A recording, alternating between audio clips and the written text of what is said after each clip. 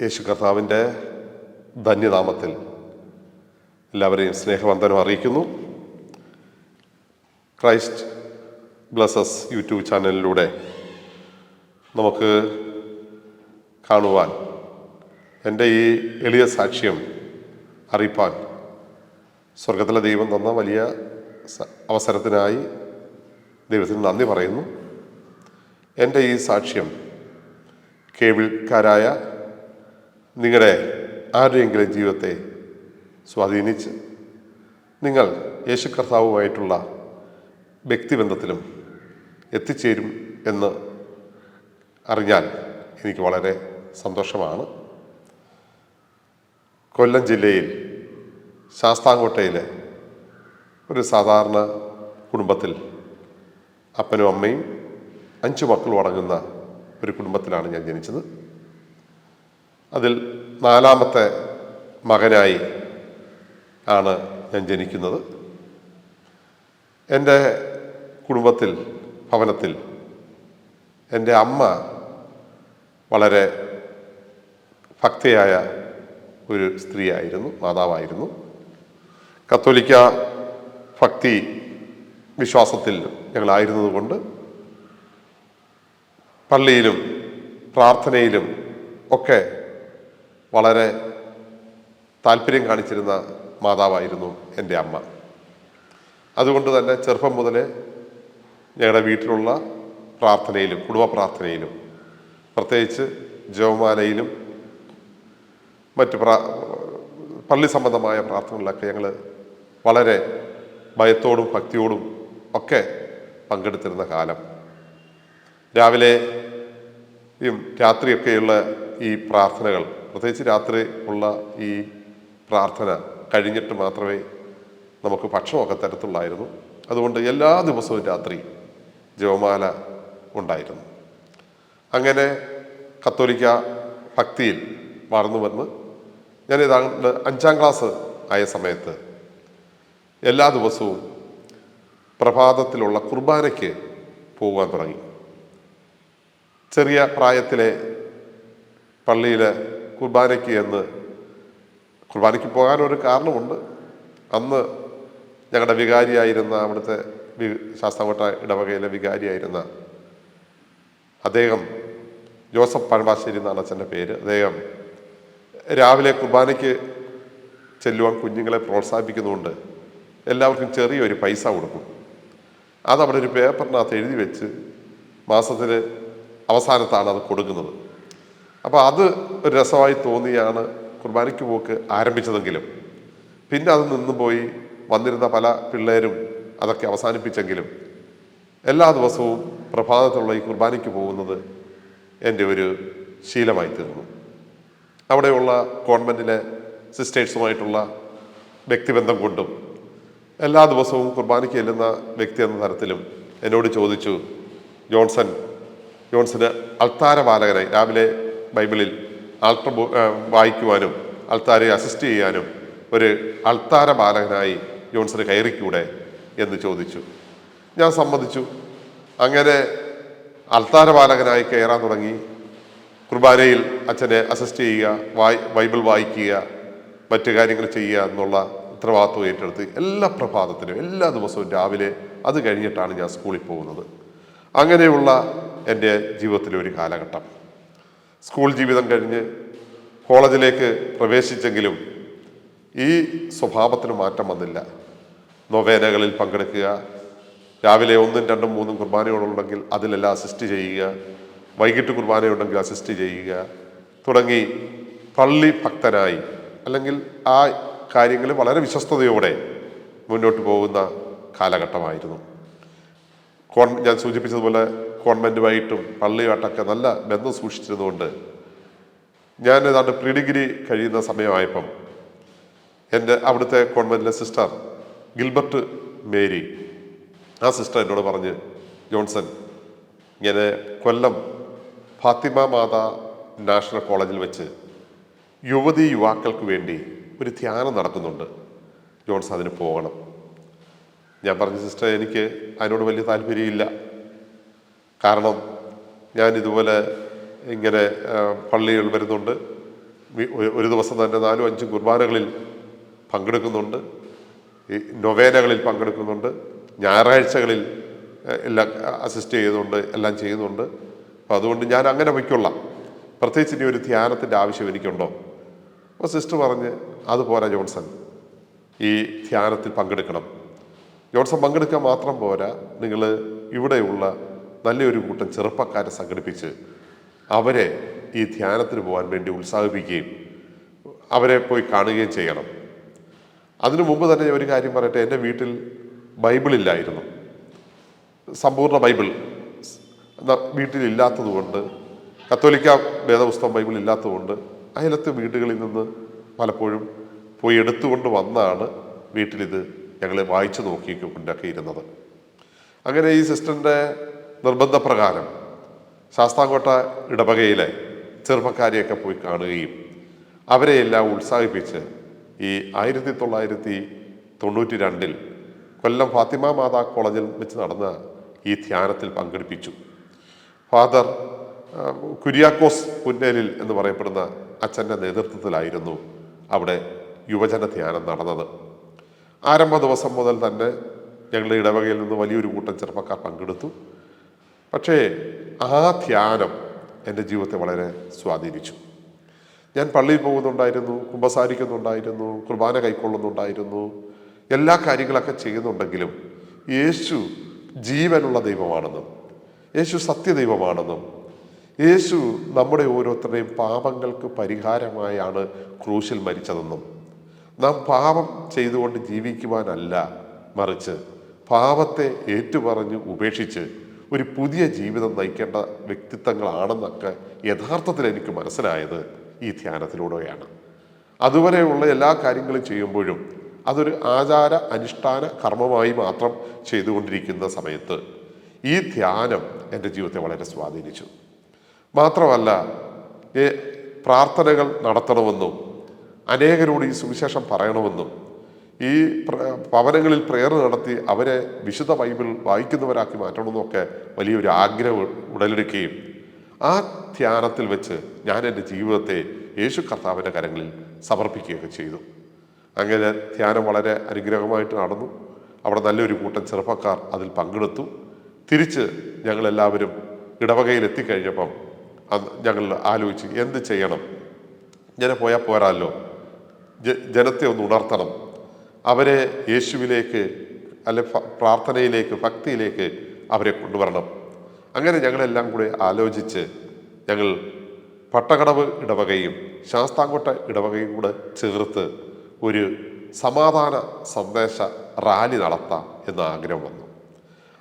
അങ്ങനെ റാലിക്ക് വേണ്ടി ഞങ്ങൾ തീരുമാനിക്കുകയും അവിടെയുള്ള മറ്റ് സമൂഹത്തിലെ ഉന്നതരായ ആൾക്കാരെ കാണുകയും അവരോടും ഈ കാര്യങ്ങളെക്കുറിച്ച് സംസാരിക്കുകയും അങ്ങനെ 2 ഇടവകകളുടെയും സംയുക്ത ആഭിമുഖ്യത്തിൽ ഒരു സമാധാന സന്ദേശ റാലി നടന്നു. ഈ റാലിയിൽ ഞങ്ങളോടൊപ്പം പങ്കെടുത്ത, ഞങ്ങൾക്ക് വേണ്ടുന്ന ക്രമീകരണങ്ങളൊക്കെ ചെയ്യാൻ വേണ്ടി പങ്കെടുത്ത ഒരാളായിരുന്നു അവിടെ ശാസ്താംകോട്ടയിൽ തന്നെയുള്ള ജേക്കബ് സാറ്. അദ്ദേഹം ഒരു ഹാർബർ എഞ്ചിനീയറിംഗ് ഡിപ്പാർട്ട്മെൻറ്റിൽ വർക്ക് ചെയ്യുന്ന ഒരു മനുഷ്യനായിരുന്നു. അദ്ദേഹവുമായിട്ടൊക്കെയുള്ള ബന്ധത്തിൽ ഞങ്ങൾ ശക്തമായി ഈ ജീസസ് യൂത്തും ആരംഭിച്ചു. ജീസസ് യൂത്തിൻ്റെ പ്രാർത്ഥനകൾ ഓരോ ഭവനങ്ങൾ തോറും നടന്നു. ഞങ്ങൾ കുറച്ച് ചെറുപ്പക്കാർ എല്ലാ ദിവസവും വൈകുന്നേരം ഇടവകയിലെ ഓരോ വീടുകളും മാറി മാറി പ്രാർത്ഥനകൾ നടത്തുകയും അവിടെ ബൈബിൾ പ്രഘോഷണം നടത്തുകയും മുൻകൂട്ടി ബുക്ക് ചെയ്ത് അങ്ങനെ പലയിടത്തായിട്ട് ഞങ്ങളുടെ ഈ പ്രാർത്ഥനാ യോഗങ്ങൾ നടന്നു വന്നു. ആ പ്രാർത്ഥനാ യോഗങ്ങൾ അത് ഇടവകയ്ക്ക് തന്നെ ഒരു ഉണർവായി. ഇടവകയിൽ മിക്ക ഭവനങ്ങൾ നടത്താത്ത മീറ്റിംഗ് പ്രേയർ നടക്കാത്ത ഭവനങ്ങളില്ല. അതുപോലെ ഞങ്ങൾ ശക്തമായ പ്രാർത്ഥനകൾ ഞങ്ങൾ ഇടവകകൾ തോറും നടത്തിക്കൊണ്ടിരുന്നു. ആ പ്രാർത്ഥനയുടെ ഫലമായിട്ട് ഈ ഞങ്ങളോടൊപ്പം സഹകരിച്ചിരുന്ന ജേക്കബ് സാർ, അദ്ദേഹത്തിൻ്റെ വീട്ടിൽ ഒരു ദൈവദാസൻ, ഒരു പ്രാർത്ഥനാ മനുഷ്യൻ വരുന്നുണ്ട്, നിങ്ങൾ വരണമെന്ന് പറഞ്ഞതിൻ്റെ പേരിൽ ആ ജീസസ് യൂത്തിൻ്റെ ചെറുപ്പക്കാരെല്ലാം കൂടി ഞങ്ങൾ ആ ഭവനത്തിലെത്തി. അന്ന് അവിടെ ഒരു ദൈവദാസൻ, ഒരു ബ്രദർ വന്നിട്ടുണ്ടായിരുന്നു. സ്വാഭാവികമായിട്ടും നമ്മൾ കത്തോലിക്ക സാഹചര്യത്തിലോ അവസ്ഥയിലോ ഉള്ളവരായതുകൊണ്ട് അദ്ദേഹത്തിൻ്റെ കയ്യിലിരിക്കുന്ന ബൈബിൾ ഏതാണെന്ന് നോക്കി. അന്ന് നമുക്കറിയാവുന്ന 2 ടൈപ്പ് ബൈബിളാണുള്ളത്. ഒന്ന് പെന്തക്കോസ്തുകാരുടെ കയ്യിൽ ഇരിക്കുന്ന ബൈബിളും മറ്റൊന്ന് കത്തോലിക്ക ബൈബിളും. നമുക്ക് അത്രേ അറിയത്തുള്ളൂ. കത്തോലിക്ക ഭക്തിയിൽ, പള്ളിയോടുള്ള ഭക്തിയിൽ, പ്രാർത്ഥനയിൽ, കുർബാനയിൽ, പള്ളിയുടെ എല്ലാ കാര്യങ്ങളും വളരെ സജീവമായി പങ്കെടുക്കുന്ന ആ സാഹചര്യത്തിൽ ഈ വന്ന ആൾ ഏത് ഗ്രൂപ്പിൽപ്പെട്ട ആളാണ് എന്ന് നോക്കിയാണ് നമ്മൾ വചനം കേൾക്കുകയും സ്വീകരിക്കുകയും ചെയ്യുന്നത്.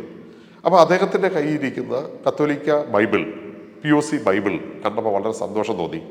മാത്രമല്ല അദ്ദേഹം സംസാരിച്ച വചനം ഈ കത്തോലിക്ക ബൈബിളിൽ നിന്ന് തന്നെയാണെന്ന് കേട്ടപ്പോൾ ഞങ്ങൾ കൂടുതൽ അദ്ദേഹം സ്വീകാര്യനായി മാറി.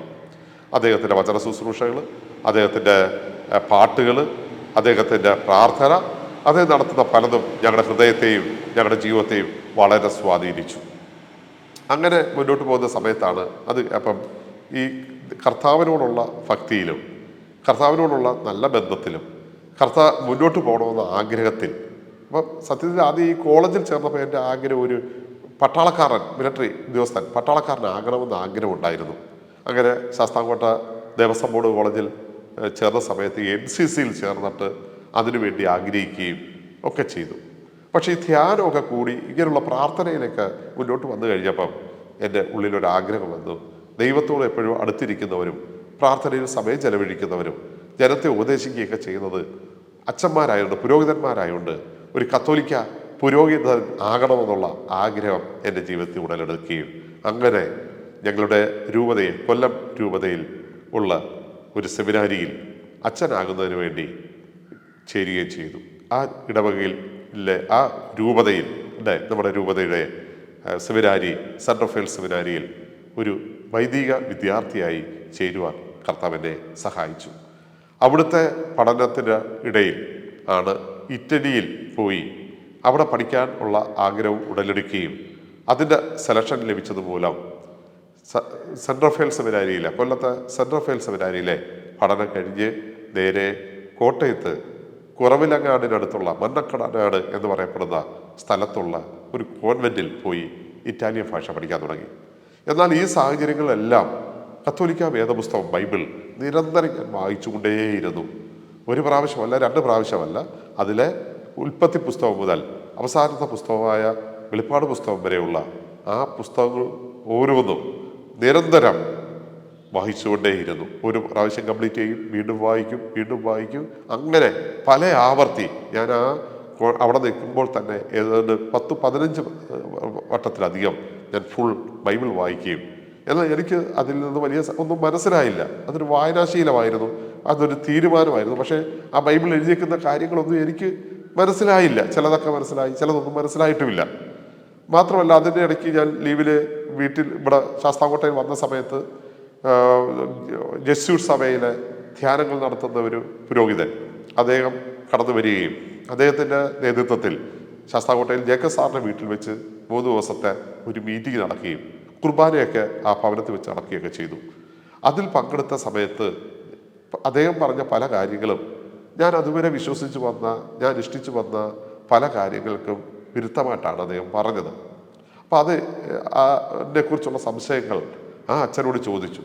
അദ്ദേഹം വളരെ വ്യക്തമായിട്ട് ബൈബിൾ ഇങ്ങനെയാണ് എഴുതിയിരിക്കുന്നതെന്ന് ആ പുരോഹിതൻ പറഞ്ഞപ്പോൾ എൻ്റെ ഉള്ളിൽ പലതരത്തിലുള്ള സംശയങ്ങൾ ഉടലെടുക്കാൻ തുടങ്ങി. അപ്പോൾ ഇതുവരെ നമ്മൾ ചെയ്തു വന്നതും ഇതും തമ്മിൽ യോജിച്ചു വരുന്നില്ലല്ലോ. അപ്പോൾ അദ്ദേഹം ജെസ്യൂട്ടിലെ ഒരു അച്ഛനാണ്, 3 ദിവസത്തെ ധ്യാനങ്ങൾ നടത്തുന്നുണ്ട്. അദ്ദേഹം ലോഹ ഉപയോഗിക്കാതാണ് വരികയും പോവുകയൊക്കെ ചെയ്യുന്നത്. വളരെ ഫ്രീ ആയിട്ട് സംസാരിക്കുന്ന ഒരു നല്ല ദൈവഭക്തനായ മനുഷ്യൻ.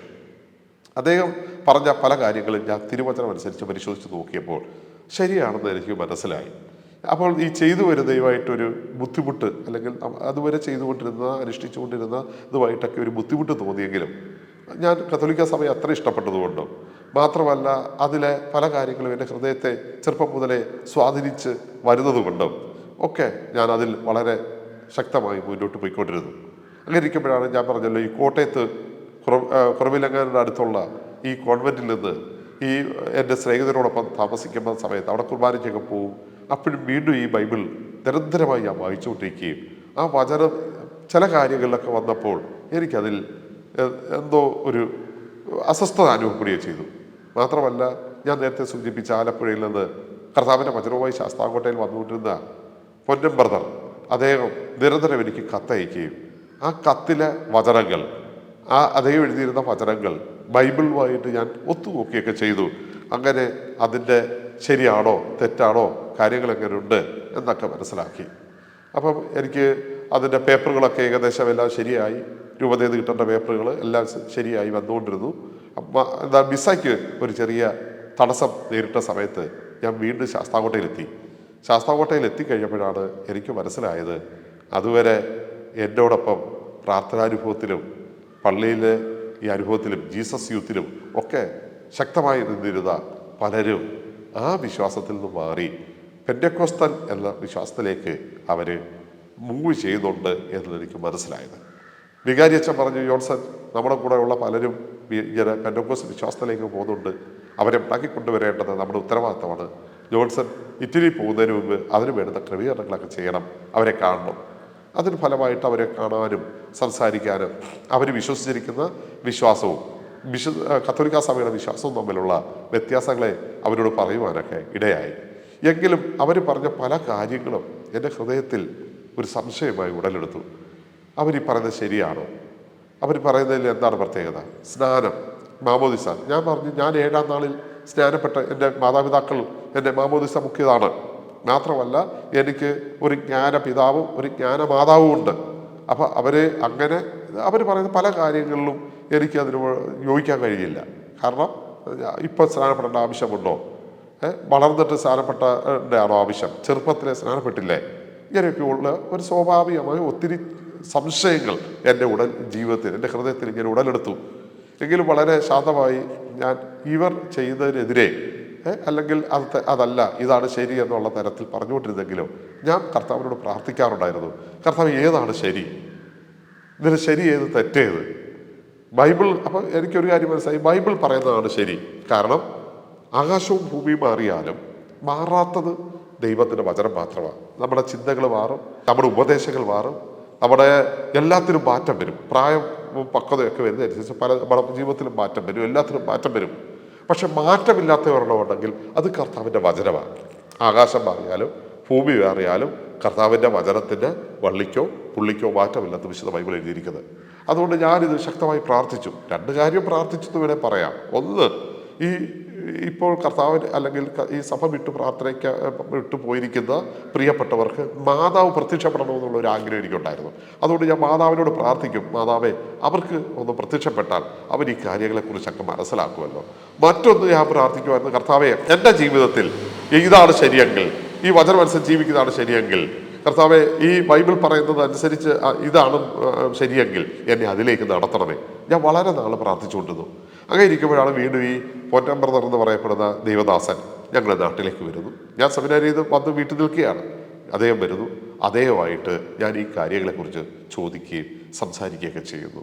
അപ്പോൾ ഞാൻ അദ്ദേഹത്തോട് ചോദിച്ചു, പൊന്നൻ ബ്രദറെ, ഈ ബൈബിൾ ഇവരെല്ലാം സ്നാനത്തെക്കുറിച്ച് പറയുന്നു, അതിനെക്കുറിച്ച് ബ്രദറിനുള്ള അഭിപ്രായം എന്താ? നമ്മൾ 7-ാം നാളിൽ സ്നാനപ്പെട്ടവരല്ലേ?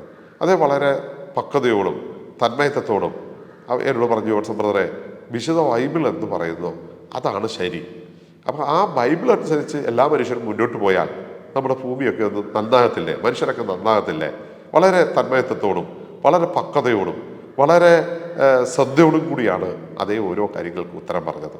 മാത്രമല്ല, ആ മീറ്റിങ്ങിൽ അതേ അവിടെ 3 ദിവസത്തെ മീറ്റിംഗ് ചില ദിവസത്തെ മീറ്റിംഗ് നടത്തുന്നുണ്ടെന്ന് പറഞ്ഞപ്പോൾ അവിടെ ഉള്ള ബാക്കി എല്ലാവരും ഈ വിശ്വാസം വിട്ട്, കത്തോലിക്ക വിശ്വാസം വിട്ട് മറ്റൊന്നിലേക്ക് പോയതുകൊണ്ട് അവിടെ പോകാൻ എനിക്ക് വലിയ താല്പര്യം തോന്നിയില്ല. എങ്കിലും ബാക്കി എല്ലാവരും പറഞ്ഞ് നമുക്ക് ഒരുമിച്ച് പോകാം, എന്താണെന്ന് കേൾക്കാം. ആ പ്രാർത്ഥന മീറ്റിങ്ങിൽ പങ്കെടുത്തത് എൻ്റെ ജീവിതത്തിൽ വീണ്ടും ഒരു പുതിയൊരു അനുഭവത്തിനിടയായി. അപ്പം ഞാൻ കർത്താവിനോട് ഞാൻ പറഞ്ഞല്ലോ, ഞാൻ ആലോചിക്കുകയും പ്രാർത്ഥിക്കുകയും ചെയ്തുകൊണ്ടിരുന്നു. കർത്താവേ, സ്നാനപ്പെടുന്നത് ശരിയാണോ? ബൈബിൾ അനുസരിച്ച് ജീവിക്കുന്നത് ശരിയാണോ? ഒരു വശത്ത് ഞാനായിരിക്കുന്ന കത്തോലിക്ക സഭ,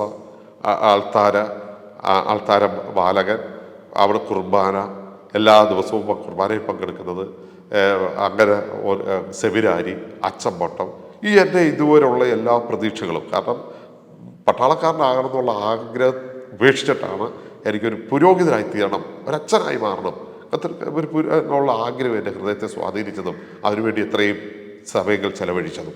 മറു സൈഡിൽ വചനം, കർത്താവിൻ്റെ പരിശുദ്ധാത്മാവ്, സത്യവചനം, ഞാൻ ഇതിലേതനുസരിക്കണമെന്നുള്ള വലിയൊരു തെരഞ്ഞെടുപ്പ് എൻ്റെ ജീവിതത്തിൽ വന്നു. ഏതാണ് ശരി? ഏതാണ് തെറ്റ് എന്ന് ഞാൻ കർത്താവിനോട് വളരെ പ്രാർത്ഥിച്ചു. ദൈവമേ, ശരി ഏത് തെറ്റേത്? ഒറ്റ ജീവിതമേ ഉള്ളൂ. ആ ജീവിതത്തിൽ കർത്താവിന് കൊള്ളാമെന്ന ഈ എൻ്റെ ബ്രദർ എന്നോട് പറഞ്ഞു, ജോൺസൺ ബ്രദറെ, ഒറ്റ ജീവിതമല്ല ഉള്ളു. കൂടിയായി 70, 80, ഏറ്റവും പോയാൽ 90, അതിനപ്പുറം ഒന്നുമില്ലല്ലോ. കണ്ണടച്ച് തുറക്കുന്ന പോലെ ഈ ജീവിതം തീരും. വയലിലെ പൂവ് പോലെ ജോൺസൺ ബ്രദറെ ഈ ഭൂമിയിലെ ജീവിതം. നമ്മൾ ഇന്ന് മുളച്ചു, രാവിലെ മുളച്ചു, വൈകിട്ട് കൊഴിയുന്ന ജീവിതത്തിന് തുല്യമാണ്. വെള്ളത്തിലെ കുമിള പോലാണ് ഇതിൻ്റെ സുഖവും സൗകര്യങ്ങളൊക്കെ. അത് പെട്ടെന്ന് തീരും. എന്നാൽ യേശുവിനായി ജീവിക്കുന്നുവെങ്കിൽ ഈ ഭൂമിയിലും നമുക്ക് നല്ലവരായി ജീവിക്കാൻ കഴിയും. മരണത്തിനപ്പുറം ഒരു ജീവിതമുണ്ട്. അത് നമുക്ക് തരാൻ വേണ്ടിയാണ് കർത്താവ് വന്നത്. അപ്പം എൻ്റെ അതുവരെയുള്ള ചിന്ത, എങ്ങനെ ജീവിച്ചാലും കുഴപ്പമില്ല, മരിച്ചു കഴിഞ്ഞ് കുറച്ച് സഭയുടേതായ കുറേ ആചാരങ്ങളും അനുഷ്ഠാനങ്ങളും ഒക്കെ ചെയ്താൽ സ്വർഗത്ത് പോകുമല്ലോ എന്നുള്ള ഒരു ചിന്തയായിരുന്നു എൻ്റെ ഹൃദയത്തെ ഭരിച്ചിരുന്നത്. പക്ഷെ അദ്ദേഹം പറഞ്ഞു, ബൈബിൾ അങ്ങനെയല്ല പറയുന്നത്. അപ്പം ഞാനിത് വളരെ വളരെ പരിശോധിക്കുകയും ഞാൻ പ്രാർത്ഥിച്ചു, കർത്താവേ, ഏതാണ് ശരി? ഒരു വശത്ത് ഞാൻ നേരത്തെ സൂചിപ്പിച്ചതോ ഇതെല്ലാം നിൽക്കുന്നു, മറുവശത്ത് ദൈവവചനവും ആ പരിശുദ്ധാത്മാവിൻ്റെ സാക്ഷ്യവും നിൽക്കുന്നു. ഞാനിതിൽ ഏത് തിരഞ്ഞെടുക്കണം? ഞാൻ വളരെ പ്രാർത്ഥിച്ചു. ഞാനിങ്ങനെ ഈ മീറ്റിങ്ങിൽ പോയിരുന്ന സമയത്ത് അപ്പം ഞാൻ അവിടെ പ്രാർത്ഥിച്ചുകൊണ്ട്, കർത്താവേ, എന്താണ് അവിടുത്തെ ഹിതം? എങ്കിലും എൻ്റെ ഉള്ളിൽ ഒരു ആഗ്രഹം വന്ന്, പരിശുദ്ധാത്മാവ് എന്നോട് സംസാരിക്കണം, മോനെ, ഇതാണ് സത്യം. ദൈവാത്മാവ് ഒരു മനുഷ്യനല്ല, ദൈവാത്മാവ് സംസാരിക്കണം, ഇതാണ് സത്യം, ഇതനുസരിച്ച് ജീവിക്കണം, ഇതനുസരിച്ച് മുന്നോട്ട് പോകണം. ഞാൻ അതിനുവേണ്ടി വളരെ ആ മീറ്റിംഗ് ചെയ്ത് ഞാൻ പ്രാർത്ഥിച്ചു, വചനമൊക്കെ കേട്ടു. അങ്ങനെ കണ്ണടച്ച് പ്രാർത്ഥിക്കുന്ന സമയത്ത് എൻ്റെ ചെവിയിൽ ഒരു സ്വരം കേട്ടു. അതിതാണ്, ഇന്ന് നീ സ്നാനപ്പെടണം. ഞാൻ വളരെ അസ്വസ്ഥരായി. ഞാൻ കണ്ണു തുറന്നു നോക്കി, ആരെയും കണ്ടില്ല. ഞാൻ വിചാരിച്ചു, എൻ്റെ പൊന്നൻ ബ്രദർ വന്ന് എൻ്റെ ചെവിയിൽ പറഞ്ഞതാണോ, അതല്ല മറ്റാരെങ്കിലും എൻ്റെ ചെവിയിൽ പറഞ്ഞതാണോ, അപ്പോൾ അല്ല. അത് കഴിഞ്ഞ് വീണ്ടും കണ്ണുകളെ അടച്ച് പ്രാർത്ഥിക്കുന്ന സമയത്ത് വീണ്ടും എൻ്റെ ചെവിയിൽ ഒരു സ്വരം കേട്ടു, നീ ഇന്ന് സ്നാനപ്പെടണം. ഞാൻ വീണ്ടും കണ്ണു തുറന്നു. ആരും എന്നോട് സംസാരിച്ചിട്ടില്ല. എൻ്റെ അടുത്തിരിക്കുന്നവരെല്ലാം പ്രാർത്ഥിക്കുകയാണ്, എല്ലാം അങ്ങനെ ചെയ്തുകൊണ്ടിരിക്കുകയാണ്. അപ്പം ഞാൻ വളരെ വീണ്ടും അത് കഴിഞ്ഞ് അദ്ദേഹത്തിൻ്റെ മെസ്സേജ് കഴിഞ്ഞു, പൊന്നമ്പറന്ന മെസ്സേജ് കഴിഞ്ഞു, എല്ലാവർക്കും പ്രാർത്ഥിക്കാമെന്ന് പറഞ്ഞു. കണ്ണുകളടച്ച് ഞാൻ ശക്തമായി പ്രാർത്ഥിക്കുന്ന സമയത്ത് മൂന്നാമതും എൻ്റെ ചെവിയിൽ ഈ സ്വരം കേട്ടു, നീ ഇന്ന് സ്നാനപ്പെടണം. ഞാനത് അപ്പോൾ ഞാൻ ചുറ്റും നോക്കി, ആരുമല്ല, ഒരു മനുഷ്യൻ, എല്ലാവരും പ്രാർത്ഥിക്കുകയാണ്, കണ്ണുകളടച്ച് പ്രാർത്ഥിക്കുകയാണ്. മീറ്റിംഗ് എല്ലാം കഴിഞ്ഞ് പുറത്തിറങ്ങുന്ന സമയത്ത് ഞാൻ എൻ്റെ സ്നേഹിതനായിരിക്കുന്ന അനിൽ ബ്രദറിനോട് ഞാൻ പറഞ്ഞു, ബ്രദറെ, ഞാൻ ഇങ്ങനെ ഒരു സ്വരം കേട്ടു, ഇന്ന് നീ സ്നാനപ്പെടണം. അദ്ദേഹം എന്നോട് പറഞ്ഞു, ജോൺസൺ ബ്രദർ, ഞാനും കേട്ടു, എന്നോടും പറഞ്ഞു, ഇന്ന് നീ സ്നാനപ്പെടണം. ഞങ്ങൾ ഈ മീറ്റിംഗ് എല്ലാം കഴിഞ്ഞ് ഈ പൊന്നമ്പറിൻ്റെ അടുത്ത് എന്ന് പറഞ്ഞ്, പൊന്ന ബ്രദറെ, എനിക്ക് സ്നാനപ്പെടണം. അദ്ദേഹം ഞെട്ടി, അദ്ദേഹം വളരെ അസ്വസ്ഥനായി. അദ്ദേഹം ചോദിച്ചു, എന്തുകൊണ്ടാണ് അങ്ങനെ പറഞ്ഞത്? ഞാൻ പറഞ്ഞു, ഇന്നത്തെ മീറ്റിങ്ങിന് അവിടെ ഇരിക്കുമ്പോൾ എൻ്റെ ചെവിയിൽ 3 പ്രാവശ്യം ആരോ സംസാരിച്ചു, നീ സ്നാനപ്പെടണം, നീ സ്നാനപ്പെടണം, നീ സ്നാനപ്പെടണം. ഞാനിത് അദ്ദേഹത്തോട് പറഞ്ഞ സമയത്ത് അദ്ദേഹം പറഞ്ഞു, നമുക്ക് പ്രാർത്ഥിക്കാം. ഉച്ചയ്ക്കത്തെ സെഷൻ കഴിഞ്ഞു, എല്ലാവരും വീട്ടിൽ പോയി. എനിക്ക് സ്വസ്ഥതയില്ല. ഞാൻ മടങ്ങി വീണ്ടും ഭക്ഷണമൊക്കെ കഴിച്ചിട്ട് പൊന്നമ്മൻ്റെ വീട്ടിൽ വന്നു. ചുരുക്കി ഞാൻ പറയട്ടെ പ്രിയപ്പെട്ടവരെ, അന്നത്തെ ആ സംഭവത്തിൽ 7 പേരോട് പരിശുദ്ധാത്മാവ് നീ ഇന്ന് സ്നാനപ്പെടണമെന്ന് പറഞ്ഞ് 7 കത്തോലിക്കാ വിശ്വാസത്തിൽ ഉള്ള ചെറുപ്പക്കാർ, ഞങ്ങൾ ചെറുപ്പക്കാരായ 7 പേർ, അന്നത്തെ മീറ്റിംഗ് ചെയ്ത 7 പേരോട് പരിശുദ്ധാത്മാവ് സംസാരിച്ചു. ഞങ്ങൾ അവിടുന്ന് തൊട്ടടുത്തുള്ള മറ്റു പീറ്റർ ജോൺ എന്ന് പറയുന്ന സാറിൻ്റെ ഭവനത്തിലേക്ക് പോയി. രാത്രി അവിടെ ഇരിക്കുമ്പോഴും അവിടെയും ഇതേ ദൈവ പരിശുദ്ധാത്മാവിൻ്റെ ഇടപെടലുണ്ടായി. അന്ന് രാത്രി 11:30 ഞങ്ങളെല്ലാം കൂടി ഒരുമിച്ച്, പൊന്ന ബ്രദറും ഈ ജേക്കബ് സാറും മറ്റു ചില സഹോദരങ്ങളും ഞങ്ങൾ 7 പേരും എല്ലാം ഞങ്ങൾ ഒരുമിച്ച് ശാസ്താംകോട്ട കായലിൻ്റെ തീരത്ത് പോവുകയും അവിടെ വെച്ച് രാത്രിയിൽ 11:30 കഴിഞ്ഞ സമയത്ത് പിതാവിൻ്റെയും പുത്രൻ്റെയും പരിശുദ്ധാത്മാവിൻ്റെ നാമത്തിൽ വെള്ളത്തിൽ മുങ്ങി സ്നാനപ്പെടുകയും ചെയ്തു. ഞാനിത് പറയുന്നതിൻ്റെ അർത്ഥം എന്താണെന്ന് നമുക്കറിയാമോ? നമ്മുടെ ജീവിതത്തിൽ പരിശുദ്ധാത്മാവ് നമ്മളോട് സംസാരിക്കും. എൻ്റെ അടുത്ത് സംസാരിച്ച പരിശുദ്ധാത്മാവ് എൻ്റെ സ്നേഹിതരായ മറ്റ് 6 പേരോട് അതിലൊരു പെൺകുട്ടിയാണുള്ളത്. അങ്ങനെ ഞങ്ങൾ 7 പേരോട് സംസാരിച്ച അതേ പരിശുദ്ധാത്മാവ് പ്രിയപ്പെട്ടവരെ നമ്മളോടും സംസാരിച്ചു കൊണ്ടിരിക്കുന്നു. അങ്ങനെ ഞങ്ങൾ ഒരുമിച്ച് അവിടെ കൂട്ടായ്മ ആരംഭിച്ചു. ഞങ്ങൾ ഒരുമിച്ച് പ്രാർത്ഥന ആരംഭിച്ചു. ഞങ്ങൾ ഒരുമിച്ച് ദൈവസ്വരം കേട്ടു, ദൈവവചനം പഠിച്ചു. കാസർഗോഡുള്ള പാസ്റ്റർ മോഹൻ പി ഡേവിഡ് എന്ന് പറയുന്ന ദൈവദാസൻ കടന്നു വരികയും വചനം പഠിപ്പിക്കുകയും ചെയ്തു. പല ദൈവദാസന്മാരും കടന്നു വരികയും വചനം പഠിപ്പിക്കുകയും ചെയ്തു. ഞങ്ങളുടെ ഉള്ളിൽ ഒരു ആഗ്രഹം വന്നു. എന്താണെന്ന് ചോദിച്ചു കഴിഞ്ഞാൽ ഈ വചനം മറ്റുള്ളവരോട് പറയണം. പക്ഷെ നമ്മൾ രക്ഷിക്കപ്പെട്ടു, അല്ലെ ഈ അനുഭവത്തിലായി, പിന്നെ എന്ത് ചെയ്യണം നമുക്കൊന്നും അറിയത്തില്ല. അങ്ങനെ ഒരു ട്യൂഷൻ സെൻറ്റർ ആരംഭിച്ചു. അതോടൊപ്പം തന്നെ ഭവനത്തിലുള്ള ട്യൂഷനുകൾ, ഹോം ട്യൂഷൻസുകളൊക്കെ ആരംഭിച്ചു. ഈ സാഹചര്യത്തിൽ പ്രതികൂലങ്ങൾ, ഒത്തിരി വിഷമങ്ങൾ, മാനസിക വിഷമങ്ങൾ, ബുദ്ധിമുട്ടുകൾ, ഭാരങ്ങൾ ഒന്നിനു പുറകെ കടന്നു വരാൻ തുടങ്ങി. അതേപോലെ സ്നേഹിതരായിരുന്നവരും ബന്ധുക്കളായിരുന്നവരും പ്രിയപ്പെട്ട പലരും നമുക്കെതിരെ ആയെങ്കിലും ധൈര്യത്തോടെ കർത്താവിനായി നിന്നു. അതുകൊണ്ട് ഈ ട്യൂഷൻ സെൻറ്റർ ആരംഭിച്ചു. ആ ട്യൂഷൻ സെൻറ്റർ മുന്നോട്ട് പോയിക്കൊണ്ടിരിക്കുന്ന സമയത്താണ് ക്രിസ്തുവൻ ട്യൂഷൻ സെൻറ്റർ എന്നൊക്കെ പറഞ്ഞ് ആ ട്യൂഷൻ സെൻറ്ററുകൾ മുന്നോട്ട് കൊണ്ടുവന്ന സമയത്താണ് റെയ്നാൾഡ് ബോംഗെ എന്ന ദൈവദാസൻ കേരളത്തിൽ ആദ്യമായിട്ട് വരുന്നത്. സത്യത്തിൽ മറ്റു പെന്റക്കോസ് ബേസ്മെൻ്റ് ഒന്നും നമുക്കില്ല, പ്രാർത്ഥാനുഭവം ഒന്നും നമുക്ക് അറിയത്തില്ല, ആരുമായിട്ടും വലിയ ബന്ധങ്ങളില്ല. ദൈവം വിളിച്ച് വേർതിരിച്ച് ദൈവം ഇറക്കുന്ന അനുഭവമാണ് ഉണ്ടായത്. അതുകൊണ്ട് മറ്റ് ബാക്ക്ഗ്രൗണ്ടുകളൊന്നും നമുക്ക് പറയാനുമില്ല. എന്തായാലും ഈ റെയ്നാൾഡ് ബോംഗെ എന്ന് പറയപ്പെടുന്ന ദൈവദാസൻ്റെ മീറ്റിങ്ങിൽ പങ്കെടുത്ത സമയത്ത് അവിടെ വെച്ച് വീണ്ടും പരിശുദ്ധാത്മാവ് ഇടപെട്ടു. കർത്താവിൻ്റെ വേലയ്ക്ക് വേണ്ടി ഇറങ്ങിത്തിരിക്കണം. എവിടെ പോകണം, എങ്ങനെ പോകണം, എന്ത് ചെയ്യണം ഒന്നും അറിയാത്ത ഒരു സാഹചര്യം. എങ്കിലും കർത്താവിനോട് പ്രാർത്ഥിച്ചു. ആ സമയത്താണ് കാസർഗോഡ് കർത്താവിൻ്റെ വേല ശക്തമായി ചെയ്തുകൊണ്ടിരിക്കുന്ന ഒരു ടീമുണ്ടെന്നും ആ ടീമിൻ്റെ നേതൃത്വമാണ് മോഹൻ പി ഡേവിഡ് പാസ്റ്റർ നിർവഹിക്കുന്നതെന്നും മനസ്സിലായത്. അദ്ദേഹവുമായിട്ട് സംസാരിക്കുന്നു, അദ്ദേഹമായിട്ട് കത്തുകൾ അയക്കുന്നു. അദ്ദേഹം പറഞ്ഞു, ഇത് ദൈവത്തിൻ്റെ വിളിയാണ്, ഇത് നിങ്ങളെ കുറിച്ചുള്ള കർത്താവിൻ്റെ ഉദ്ദേശം. ഞാൻ പറഞ്ഞല്ലോ, അന്ന് ഈ ആ പൊന്നമർ നടത്തിയ ആ മീറ്റിങ്ങിൽ വെച്ച് ദൈവത്തിൻ്റെ ആത്മാവ് മൂന്നാമത് എന്നോട് സംസാരിച്ച സമയത്ത് ഇടപെട്ടെ, എനിക്ക് നിന്നെക്കുറിച്ചൊരു പദ്ധതിയുണ്ട്, നിന്നെ ഞാൻ ആ പദ്ധതിയിൽ എത്തിക്കും, നീ ഇന്ന് സ്നാനപ്പെടണമെന്നുള്ള സ്വരമായിരുന്നു കേട്ടത്. അങ്ങനെ ആണ് 1999 ആ മാർച്ച് മാസം പിള്ളേരുടെ എക്സാം എല്ലാം കഴിഞ്ഞ് ട്യൂഷനെല്ലാം സെൻറ്ററെല്ലാം നിർത്തിയിട്ട് ട്യൂഷൻ അവസാനിപ്പിച്ചിട്ട് 99 ഏപ്രിൽ മാസം 2-ാം തീയതി കാസർഗോഡ് ജില്ലയിൽ എത്തുന്നത്. മോഹൻ പി ഡേവിഡ് പാസ്റ്ററിൻ്റെ വീട്ടിലെത്തുകയും അവിടെ വെച്ച് അത് തുടർന്ന് ഇത്രയും വർഷങ്ങൾ ആ കാസർഗോഡ് ജില്ലയിൽ യേശു കർത്താവിനോടുള്ള ബന്ധത്തിൽ സുവിശേഷ വേലയിൽ മുന്നോട്ട് പോയിക്കൊണ്ടിരിക്കുന്നു. എനിക്ക് ഭാര്യയുണ്ട്, 2 കുഞ്ഞുങ്ങളെ കർത്താവ് ദാനം ചെയ്തു. എൻ്റെ ഈ സാക്ഷ്യം കേൾക്കുന്ന പ്രിയപ്പെട്ടവരെ, നമ്മുടെ ജീവിതത്തിൽ ദൈവത്തിന് നമ്മളെക്കുറിച്ചൊരു പദ്ധതിയുണ്ട്. ഞാൻ അതിനുവേണ്ടി മാത്രമാണ് എൻ്റെ സാക്ഷ്യം ചുരുക്കി പറഞ്ഞത്. ഇവിടെ നേടിയതെല്ലാം ഇവിടെ ഉപേക്ഷിച്ച് പോകേണ്ട ഒരു ദിവസം വരും. നാം എന്തെല്ലാം നേടിയോ അത് മുഴുവൻ വിട്ടിട്ട് പോകേണ്ട ഒരു ദിവസം വരും. നമുക്ക് ജീവിതം ഒന്നേ ഉള്ളൂ, വെച്ചു മാറാൻ പറ്റത്തില്ല. അവിടെ ജീവിതം ഒരു പരീക്ഷാ വസ്തു അല്ല. ജീവിതത്തിൽ നമ്മൾ സ്നേഹിക്കുന്ന ഒരു ദൈവമുണ്ട്. നമുക്ക് വേണ്ടി കാൽവറി ക്രൂശിൽ നമ്മുടെ ശാപത്തെയും നമ്മുടെ പാപത്തെയും നമ്മുടെ അകൃത്യത്തെയും നമ്മുടെ വേദനകളെയും നമ്മുടെ രോഗങ്ങളെയും വഹിച്ച് നാം മരിക്കേണ്ട സ്ഥാനത്ത് നമുക്ക് പകരം മരിച്ച ഒരു നല്ല കർത്താവുണ്ട്.